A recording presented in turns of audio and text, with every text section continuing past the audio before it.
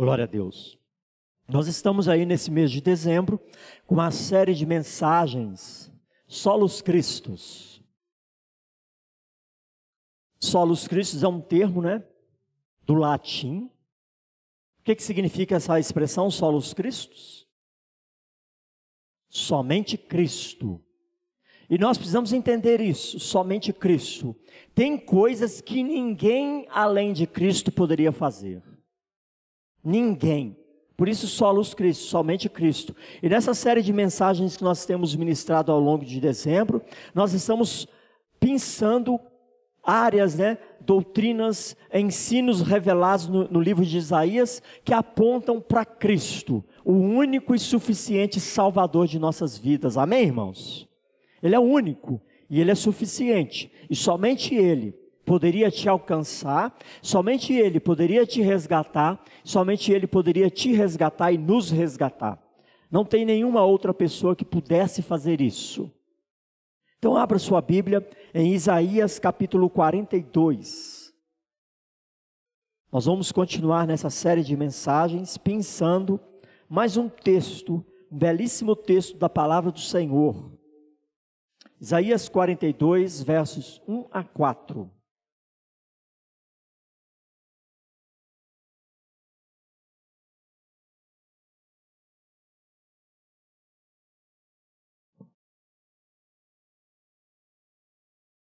Vamos fazer essa leitura juntos, a uma só voz. São apenas 4 versículos, mas fazer uma leitura bonita, viu, irmãos? É a palavra de Deus que nós estamos lendo. Isaías 42, versos 1 a 4.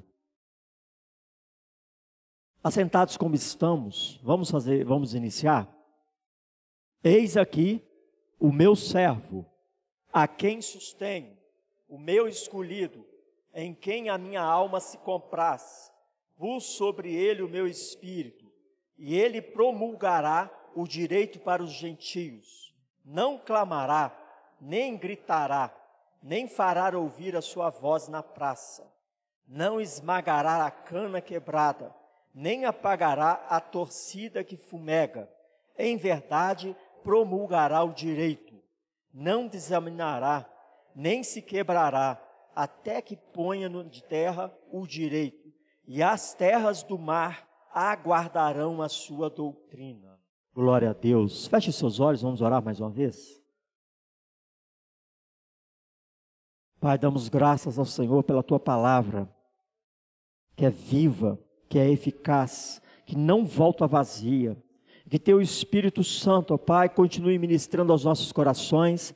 A Tua palavra já foi lida, e à medida que ela vai sendo exposta, seja o Teu Espírito Santo falando em mim, através de mim, e tocando em cada coração nessa noite. Nós não estamos aqui para ouvir o pregador, nós estamos aqui para ouvir a Tua palavra, para ouvir a ministração do Teu Espírito. Que Teu Espírito Santo, ó Pai, tenha total liberdade em nosso meio, que Teu Espírito Santo esteja quebrantando corações, que Teu Espírito Santo esteja elevando todo o pensamento cativo em obediência à Tua palavra, e que nós saiamos daqui totalmente diferente da forma que entramos, saiamos daqui mais encorajados, mais fortalecidos e mais convencidos do chamado do Senhor para as nossas vidas. Assim oramos e agradecemos em nome de Jesus.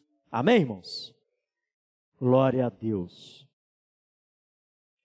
Meus queridos, quando esse texto, essa revelação foi entregue ao povo de Deus, o povo de Deus estava vivendo um contexto de guerras, rumores, ameaças, guerras, mortes, escravidão e fome. Esse era o contexto do povo de Deus quando Isaías entrega essas profecias, que foram várias, apontando para o Messias, para o Salvador. Em vários momentos ele ergue a voz e aponta e levanta a voz, trazendo uma revelação, trazendo uma admoestação ou encorajamento da parte de Deus. E esse é um dos momentos onde ele traz uma linguagem figurada, apontando para um futuro. Não somente para um futuro terreno, mas para um futuro que aponta ainda mais para a eternidade. Então é uma revelação, uma profecia messiânica que aponta para o aqui e agora, mas também aponta para a eternidade. Não é qualquer palavra, é uma profecia, uma revelação de Deus. Naquele tempo em que o povo estava desencorajado, abatido, desanimado, aflito. Como eu disse, rumores de guerra, guerras, mortes, escravidão, fome. O que acontecia naquela época? Os povos começavam a guerrear. E o povo de Deus estava sempre envolvido numa confusão, não é? Até hoje é assim, né? Porque lá de Israel, não é? Até hoje que o povo está envolvido em confusão. Mas nessa época eles estavam lá, envolvidos em guerras. A Babilônia já havia escravizado a muitos, né? O povo de Deus já havia sido totalmente tomado, o reino do norte, o reino do sul já estava sob ameaça, já estava sob sentença de guerra. E quando havia uma guerra, os vencedores matavam, despojavam, saqueavam, levavam escravos, homens, pessoas capazes para trabalhar e servir, né, em suas terras, e deixava para trás velhos e crianças para morrerem de fome. Porque velho e criança não tem como trabalhar serviços de escravo. E era isso que acontecia. Esse era o contexto. Essa era a atmosfera que esse povo estava respirando quando o profeta traz essa profecia. Então, quando nós falamos de Natal, na semana que vem vamos estar celebrando o Natal, vamos estar cheios de alegria, de gratidão. Quando nós falamos do Natal, nós só pensamos na celebração, na comemoração, na festividade. E muitas vezes não nos lembramos do contexto no qual o Natal foi anunciado. O Natal foi anunciado muito antes de Isaías, lá em Gênesis 3. Deus já havia profetizado que levantaria um descendente de mulher que esmagaria a cabeça da serpente. Quem é esse? Jesus Cristo, o autor do Natal. E aqui nesse contexto, nessa atmosfera de guerra, de aflição, de medo, de opressão, Isaías está levantando a voz e proferindo esta revelação. Eis aqui o meu servo, a quem sustenho, o meu escolhido, em quem a minha alma se compraz. Pus sobre ele o meu espírito, e ele promulgará o direito para os gentios. Quem é esse? Jesus Cristo. Não outro senão Jesus. Esse texto de Isaías 42, versos 1 a 4, ele é totalmente repetido no Novo Testamento, lá em Mateus 12, quando o apóstolo menciona esse mesmo texto, Mateus 12, versos 15 a 21, ele repete essa profecia, apontando, aquele Messias prometido é Jesus, Jesus Cristo, que vocês crucificaram e mataram, que vocês rejeitam. Esse é o Messias prometido, é esse que o servo que Deus levantou, o servo que Deus colocou o seu Espírito, para que ele promulgasse o direito aos gentios, Jesus. E aqui, então, Isaías está falando da vinda do Messias, ou seja, está apontando para o nascimento do Salvador, o nascimento do Senhor, o ungido de Deus. Agora vamos pensar, teria como qualquer ser humano normal agradar a Deus? Claro que não, porque todos nós nascemos em pecado. Era necessário nascer o Messias, para que ele cumprisse essa profecia, a quem sustenho, o meu escolhido, em quem a minha alma se compraz. Nenhum ser humano é capaz ou é suficiente de agradar a Deus em seu estado natural de pecado, como todos nós estávamos e ainda estamos. Por isso Jesus teve que nascer, por isso o Natal teve que acontecer. Porque para abrir caminho a Deus, somente o Messias poderia fazer, somente o Messias poderia promulgar o direito a nós. Então esse Messias, esse Salvador profetizado há tantos anos atrás, É Ele a quem se refere o Natal. Olha só Mateus 3. O que diz Mateus 3? Versos 16 e 17.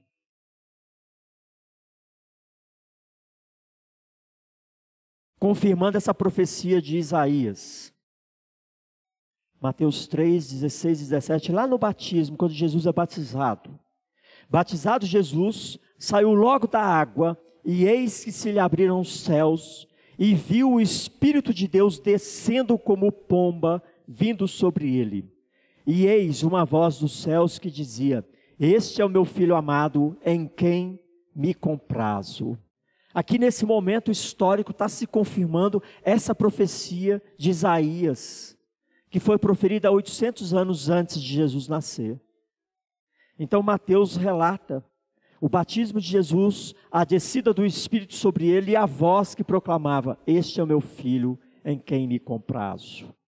Cumprindo assim essa profecia que nós temos aqui em Isaías, capítulo 42, verso 1. Agora preste atenção nesses 4 versículos. O que chama a nossa atenção aqui? Apenas 4 versículos têm uma palavra que é realçada e que se repete. Em 4 versículos se repete a palavra direito por 3 vezes. O que é direito? O que é esse direito que foi promulgado aos gentios, que foi estabelecido na terra, além das ilhas? O que é isso?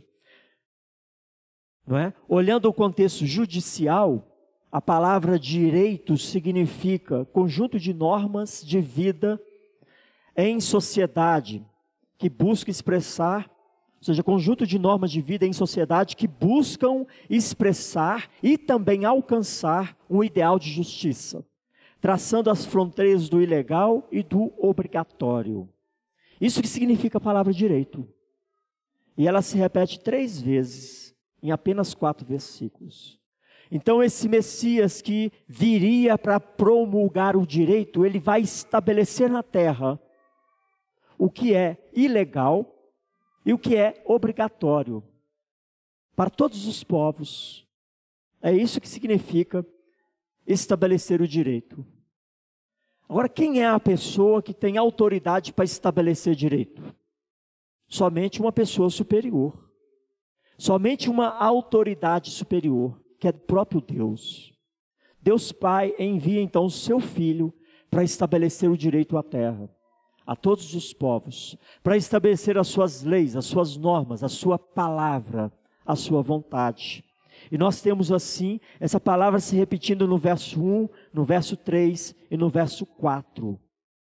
Até que ponha na terra o direito, e as terras do mar aguardarão a sua doutrina. Olha que maravilha, irmãos. E é exatamente com esse propósito que Jesus Cristo nasceu, para estabelecer a todos os povos a lei de Deus, a doutrina, o ensino de Deus, o direito, a justiça. O que nos dá condições de agir em justiça é a justiça que o próprio Deus estabelece.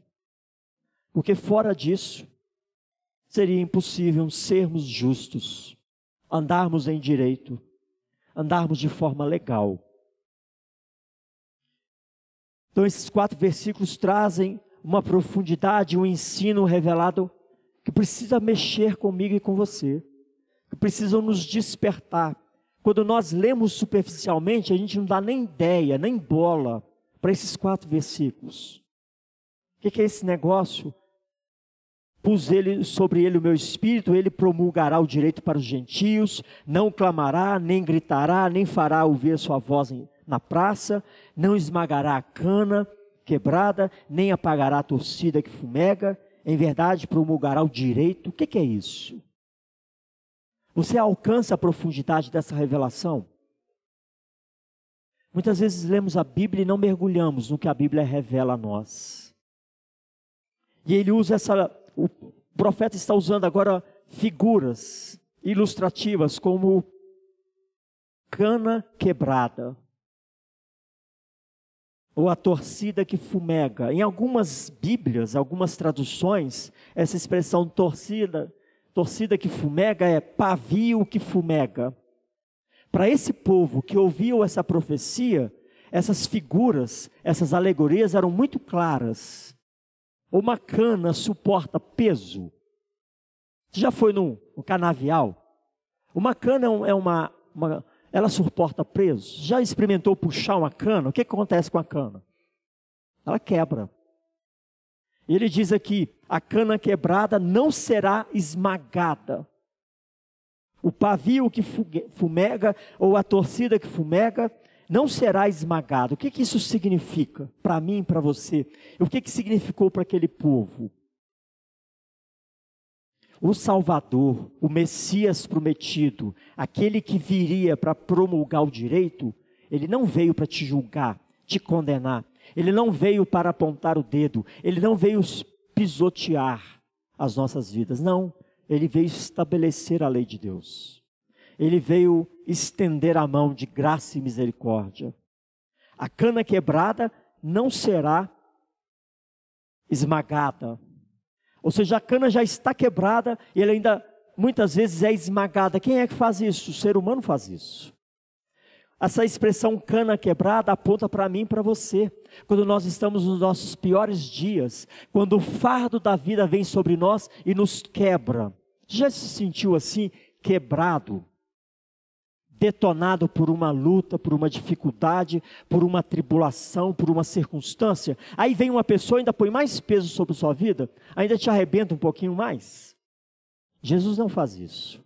Ele não esmaga a cana quebrada. Ele não coloca fardos sobre a sua vida, pesos sobre a sua vida. Pelo contrário. A torcida que fumega, ou o pavio que fumega, o que significa essa expressão, essa linguagem figurada? Quem conhece lamparina? Não, um monte de gente da roça aqui. Ai, lamparina é um negócio muito divertido, né? Você pega aquela lamparina, põe fogo, aquele negócio cheiroso, gostoso, né? Que deixa o nariz limpinho. Agora sai com a lamparina no vento. O que acontece com a lamparina? Apaga. Quando a lamparina apaga, ela fica aquela fumacinha, não fica? E fica uma centelhinha de fogo. É isso que é a torcida que fumega, ou o pavio que fumega. É um pavio apagado que tem só uma centelha e aquela fumacinha. O mais próximo disso que a maioria conhece, sabe o que é? Velinha de bolo de aniversário. Quando você sopra a vela e fica aquele negocinho lá ainda querendo voltar ao fogo, não é?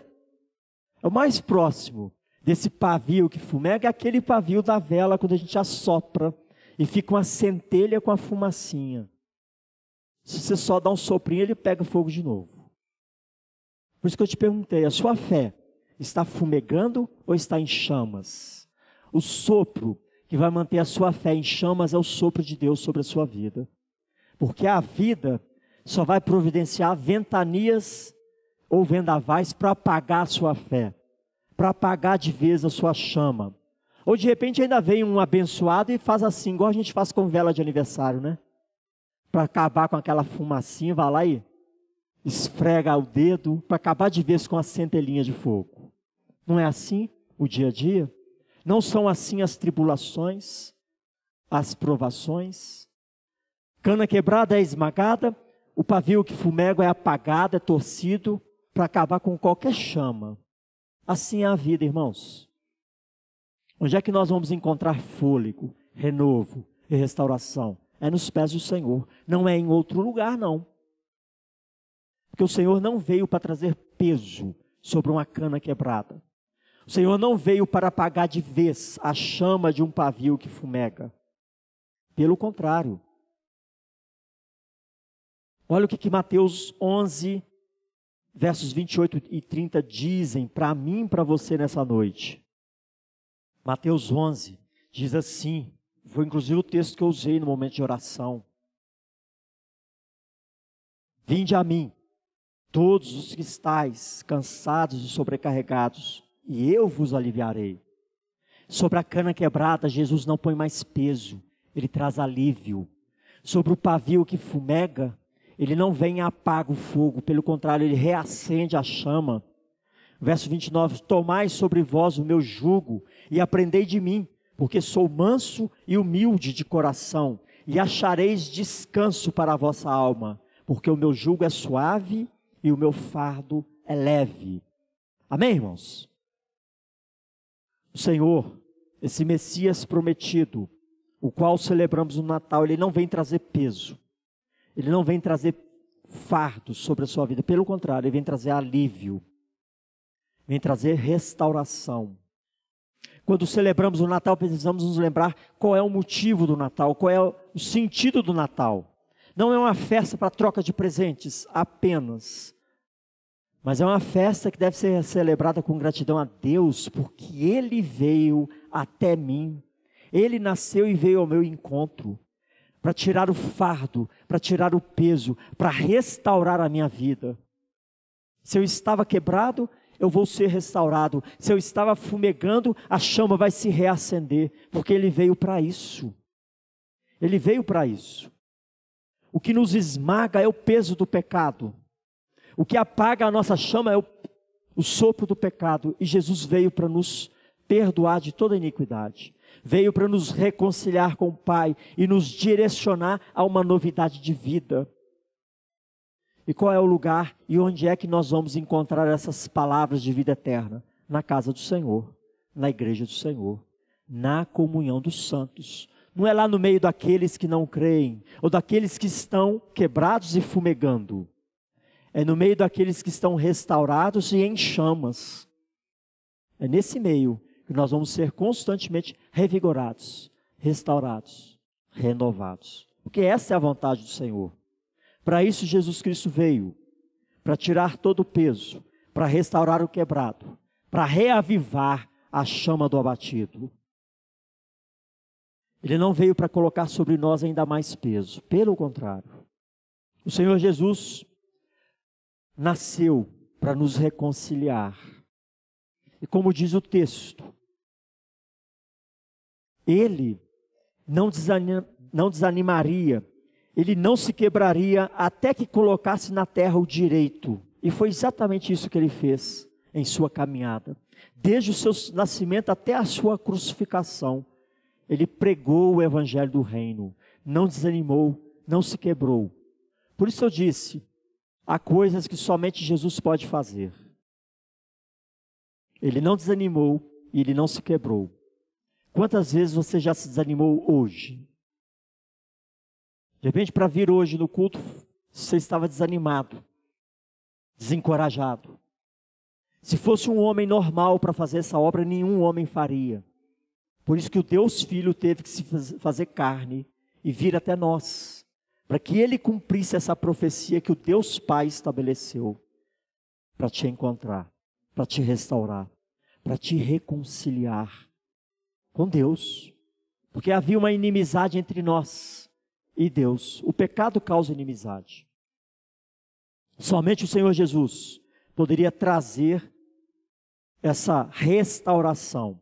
Somente Ele, em tempo de angústia, em momento onde a atmosfera é de guerra, é de tribulação, de medo, de angústia, somente Ele poderia trazer paz e somente Ele pode trazer restauração.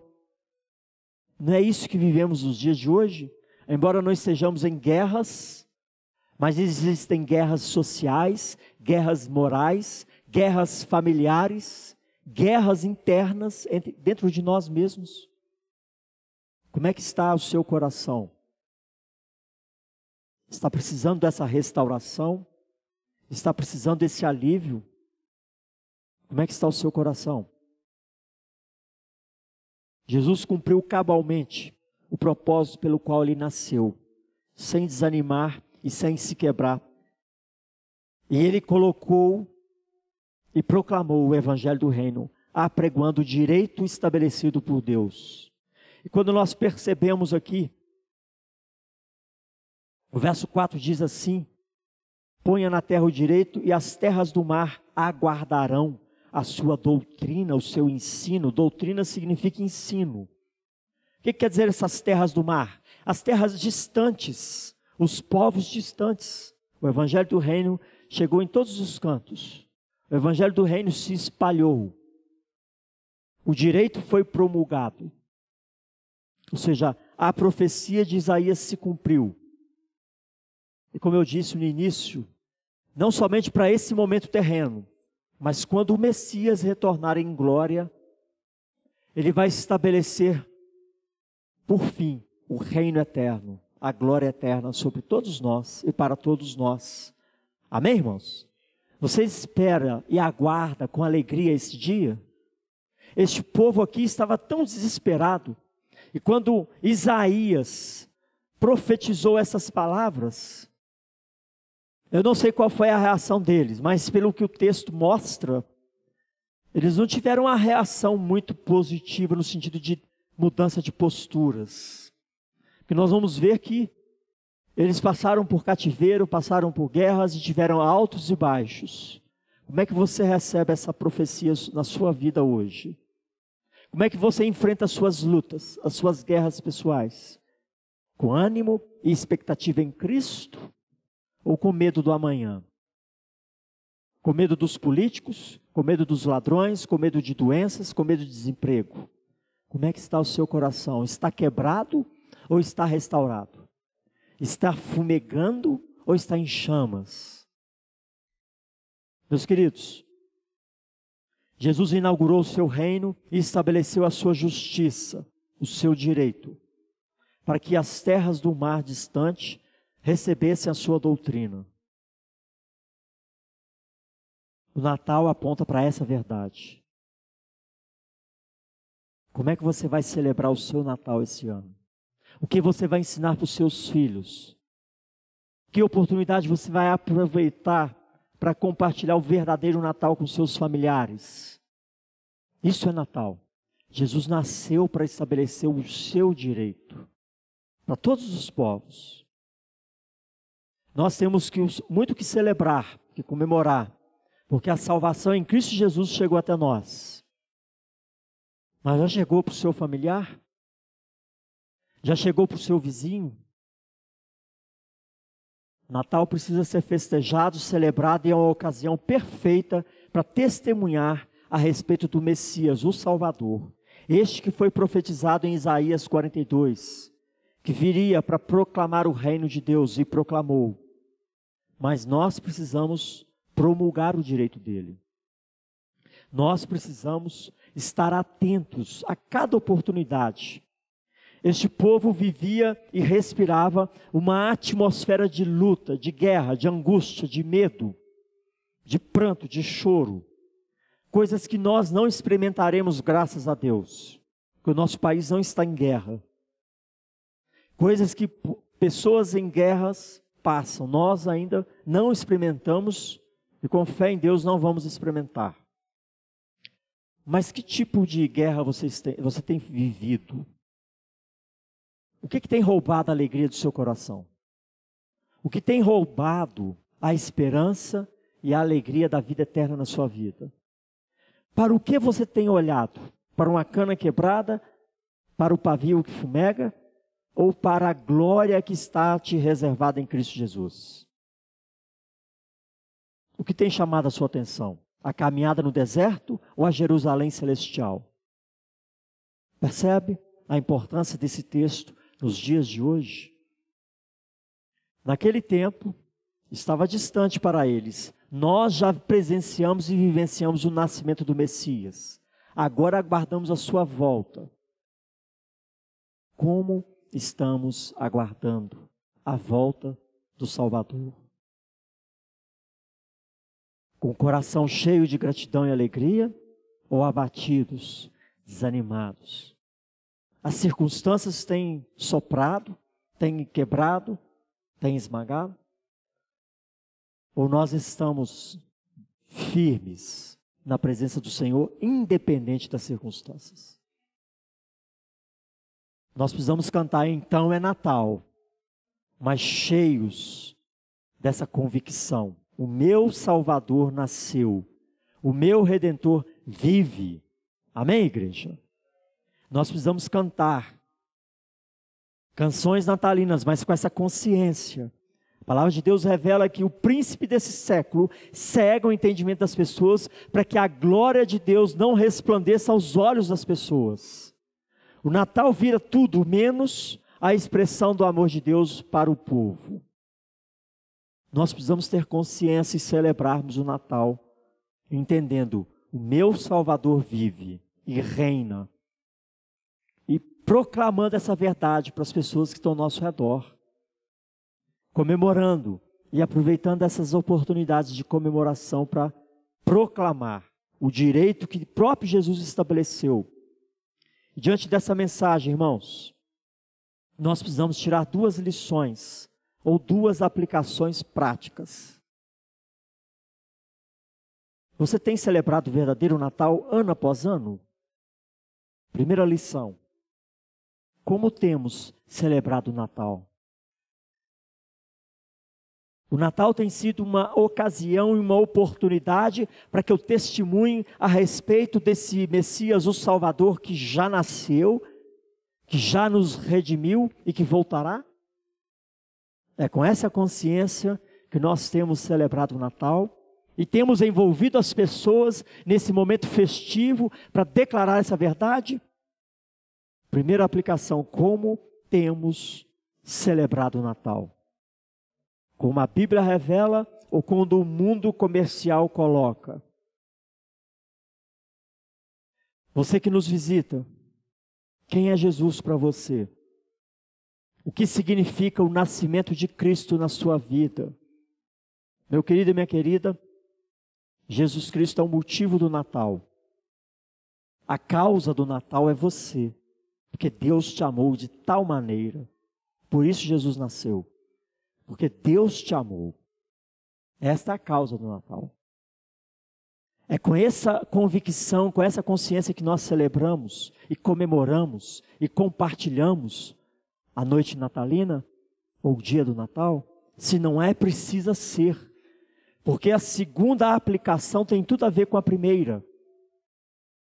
Você precisa proclamar o direito estabelecido por Jesus. O Messias nasceu para estabelecer o direito entre os gentios. O direito foi estabelecido, por isso nós estamos aqui hoje. É dever da igreja, meu e seu, continuar essa proclamação do direito, das leis de Deus, do ensino, da doutrina de Cristo. Continuar essa proclamação para que ela alcance corações por meio de você. Não é do outro, é de mim, de nós. Percebe? A obra que o Salvador concluiu foi delegada a nós. Continue proclamando o Evangelho do Reino. Continue proclamando a doutrina de Cristo. Continue proclamando esse conjunto de valores e deveres estabelecido pelo magistrado superior, que é o Deus Pai. Essas duas aplicações precisam mexer conosco e mover a nossa vida. E isso, é nisso que implica esse capítulo 42, versos 1 a 4, na sua vida e na minha vida. Essa é a implicação para nós hoje. Um texto que aconteceu, uma situação que aconteceu há mais de 2.800 anos atrás, traz essa aplicação prática para mim e para você hoje. Como nós celebramos o Natal, e que devemos proclamar o direito estabelecido por Jesus Cristo a todos que nos rodeiam. E se eu não tinha percebido isso nesses 4 versículos, se nós não havíamos percebido, hoje você percebeu. Hoje você está consciente o que significa esses 4 versículos para a sua existência e para a existência do seu familiar, do seu amigo, do seu colega de trabalho, do seu vizinho. Eu e você, nós precisamos celebrar o Natal com a consciência daquilo que a palavra revela para nós hoje. A palavra de Deus, que traz essas verdades tão claras, tão profundas, que precisam mexer com o nosso estilo de vida. Nós vamos celebrar o Natal essa semana, mas vamos celebrar com consciência. Vamos aproveitar a oportunidade para envolver as pessoas e desejar um Feliz Natal. E quem sabe perguntar, o que significa o Natal para você? Jesus nasceu com esse propósito, para estabelecer o reino de Deus para a sua vida. Já fez isso alguma vez? Experimente fazer nessa semana. Mande um cartão, mande um WhatsApp, vá de encontro às pessoas e testemunhe o que é o Natal e qual é o significado eterno dessa festa tão bonita que tem sido tão corrompida na nossa sociedade. Porque o príncipe desse século tem cegado o entendimento, até entre o povo de Deus. Amém, irmãos? Feche seus olhos. Vamos orar mais uma vez?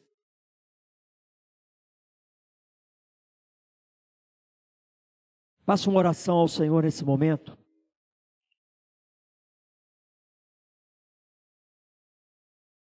Cana quebrada, pavio que fumega, como você se encontra nesse momento? O direito estabelecido, e como você está em relação ao ensino de Cristo. Coloque-se diante do Senhor, faça uma oração de gratidão em primeiro lugar. Peça ao Senhor, Senhor, eu quero celebrar um Natal diferente nessa semana. Eu quero ter a oportunidade de proclamar o seu direito a pelo menos uma pessoa nessa semana.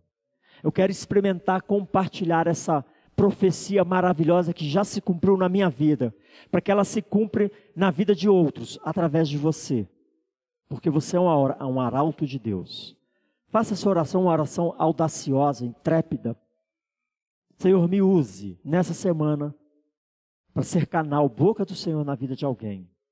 Em nome de Jesus, faça essa oração.